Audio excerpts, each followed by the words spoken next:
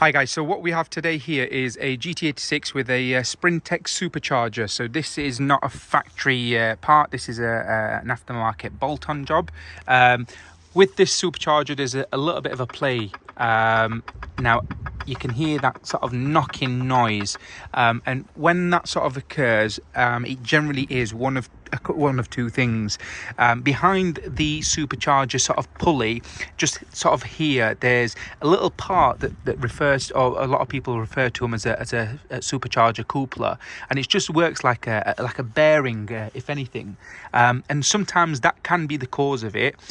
Whereas with this one, we should have really done the video beforehand, but I've put it all back together. With this one, it wasn't the coupler. It's basically the two gears that sort of basically, spin or spool opposite each other, and as the gears are touching each other, it's making that sort of metal noise. So what we're going to do in this case is potentially just do a service on the supercharger.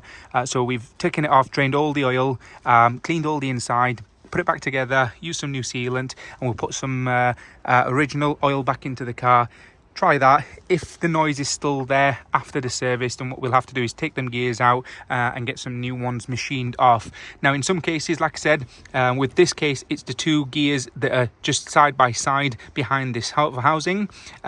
In some cases, like I said, it will be the supercharger coupler that's just behind here, and if that's the case, you take this housing off, which is 6 bolts, 3 at the top, 3 at the bottom, and then this will come apart and it's just inside on the back of there. If I'm honest with you, it's probably about a 15 to 20 minute job all in all, but once you've done that, you will need to put new oil into the supercharger and just give it a clean on the inside while you're at it.